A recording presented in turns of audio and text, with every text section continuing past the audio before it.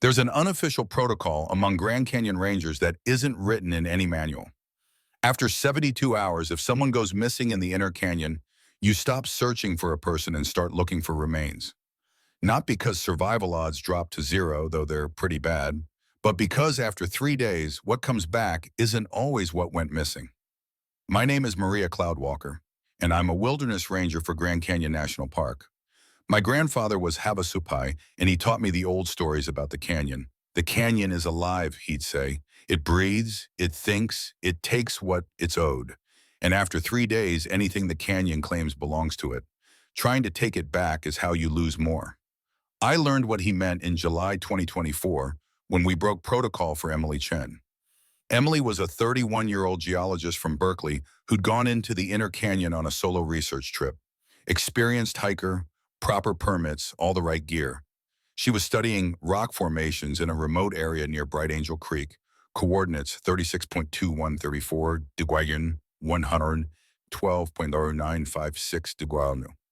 Expected back after 4 days. When she didn't show, her husband reported her missing. We started the search on day 5. Standard procedure, helicopter, flyovers, ground teams, river patrols. Found her camp on day 6, completely intact. Tent up, sleeping bag laid out, food properly stored. Her research notes were organized, her water bottles full. But no Emily. What we did find were her boots. Both of them placed side by side outside her tent. Laces tied, like she'd taken them off to enter the tent, but then walked away barefoot into 110-degree canyon heat. This doesn't make sense, my partner Jake said, examining the boots. Why would she leave barefoot? Look, no tracks leading away. Just nothing. He was right. The desert sand around her camp should have shown footprints. Instead, the ground looked undisturbed except for a pattern that made my skin crawl, dozens of small, circular impressions surrounding the camp. Each about 3 inches across, pressed deep into the sand. Not animal tracks, not human, something else. Day 7 came and went, no sign of Emily. We expanded the search radius, brought in more teams, scoured every accessible area. Found nothing.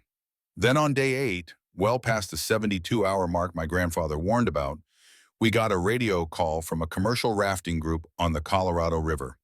They'd seen someone matching Emily's description walking along the North Rim Trail near Phantom Ranch.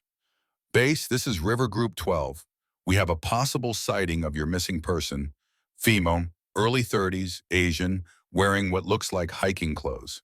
But she's walking wrong, like her joints don't bend right, and she's not wearing shoes. I grab my radio. River Group 12, do not approach. I repeat, do not approach. What is her current position? She's about half a mile up the North Kaibab Trail, heading toward the rim. Moving fast, way too fast for this heat. We tried calling out, but she didn't respond, just kept walking. Jake and I took a helicopter to intercept. Got there in 20 minutes, landed on a flat section, and hiked up to where the rafters had seen her. We found Emily a mile up the trail, or something that looked like Emily. She was walking, if you could call it that, with a strange fluid gait that didn't match human biomechanics. Her knees bent slightly backward with each step. Her arms swung too loose, like the joints had been disconnected and poorly reattached. Emily Chen? I called out. Emily, we're park rangers. Your family's been looking for you. She stopped, turned to face us, and I understood why the rafters said she was walking wrong. Her head rotated too far, past the normal range, about 200 degrees before her body followed. When she faced us, her expression was Emily's face but empty of Emily, like a mask worn by something that had never studied how humans show emotion. I'm fine, she said. Her voice was Emily's, but the inflection was off, flat, mechanical. I'm going home now. Emily, you've been missing for 8 days. We need to get you to medical.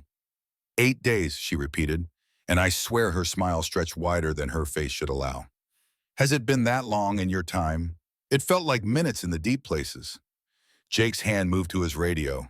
I held up a hand to stop him. Something my grandfather taught me. When the canyon returns something, you don't force it. You don't try to take it back. You acknowledge what it's become and you let it choose. Where were you, Emily?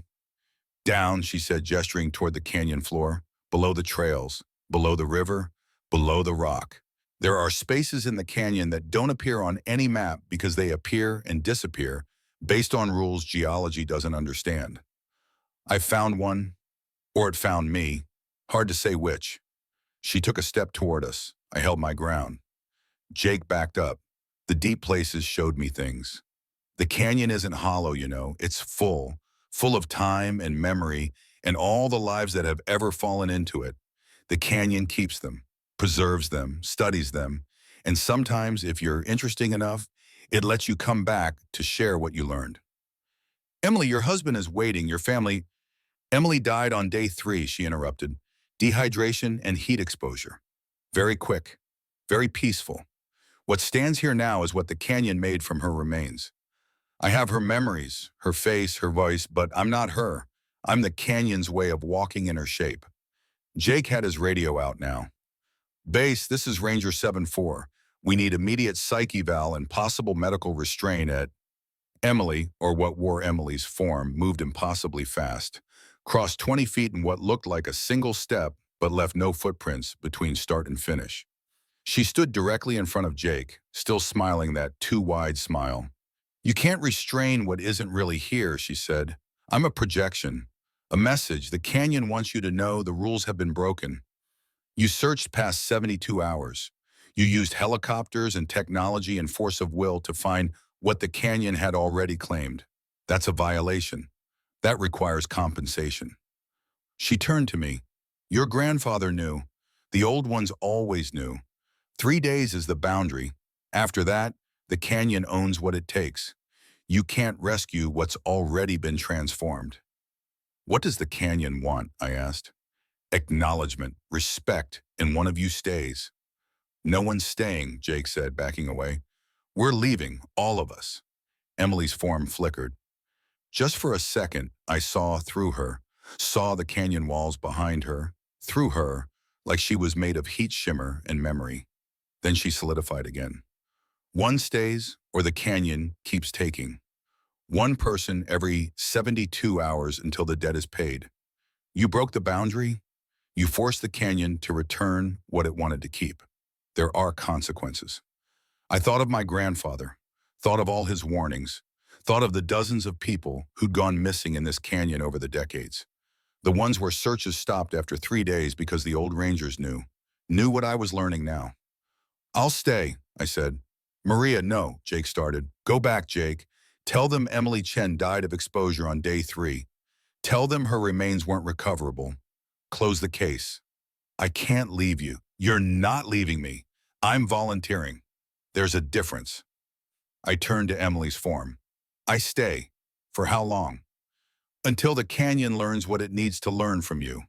Could be hours, could be memory, could be years in your time, minutes in ours. But you'll come back. Changed, like me, but you'll come back. And you'll remember. And you'll teach others the rules. She walked past me, toward the canyon edge, stepped off into thin air and didn't fall. Just walked out over the void like there was an invisible path only she could see. Then she was gone, vanished like heat shimmer. Jake was already calling for helicopter extraction. I waited, told him to go ahead without me. He refused. Regulations, he said, never leave a ranger behind. But that night, after he finally left to file reports, I went back to the canyon's edge, and I felt it. The pull, the invitation, the deep places calling to someone who'd volunteered rather than been taken.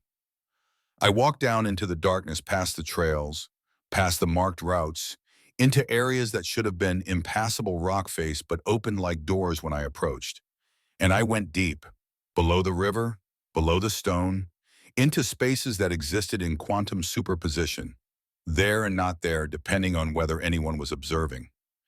The canyon taught me, showed me millions of years in what felt like heartbeats, showed me every person who'd ever disappeared here, all of them preserved in layers of time and stone, their consciousness merged with the geology, their memories feeding the canyon's vast, patient intelligence. I came back after 3 days, or 3 hours, or 3 years. Time doesn't work the same in the deep places. Jake had called in search teams, filed missing person reports, alerted my family. He was relieved to see me but scared of me too, because I walk different now. Moved through spaces that weren't quite there. Sometimes flickered at the edges when I wasn't paying attention. And I knew things I shouldn't know, where every missing person in canyon history had gone, what they'd become, what the canyon learned from them. Emily Chen's official cause of death is listed as heat exposure and dehydration. Her body was never recovered. The search was called off after 8 days with no results. That's the story in the official files. But there's a second report, the one only rangers with certain clearances see, the one that updates the unofficial protocol. Never search past 72 hours. The canyon keeps what it claims. And anyone who violates that rule pays the price. I paid it. I returned. But I'm not quite the same Maria who went down there. I exist between states now, here and there, present and absent, ranger and something the canyon made from a ranger's shape. And I make sure no one else breaks the 72-hour rule, because I know what happens to people who try to take back what the canyon has claimed. I know because I've seen them walking the deep places, transformed into messages and warnings, their human parts dissolved into the canyon's vast living memory. Emily Chen walks sometimes. I see her on the rim trails at odd hours, always moving wrong, always smiling that too-wide smile. She's teaching the canyon about human behavior, human thought, human ambition. In exchange, the canyon lets her wear Emily's shape and walk Emily's path. Others are down there too. Decades of missing persons who went past the 72-hour boundary, who the canyon kept and studied and transformed. They're all still here, part of the geology now, part of the intelligence that breathes through these stone corridors. If someone you know goes missing in the Grand Canyon, I'm sorry, mourn them quickly. Don't push for extended searches. Don't demand we keep looking past 3 days, because the canyon keeps what it keeps. And the only thing worse than losing someone to the deep places is getting them back. Because what comes back isn't them anymore. It's a message, a warning, a shape the canyon wears to remind us that this place is older than humanity, vast beyond comprehension, and it operates on rules that predate the concept of rescue. Rangers know this. The old ones always knew. Now you know too. Never search for missing persons in Grand Canyon after 72 hours. What the canyon takes, the canyon keeps. And what it returns isn't meant to be saved.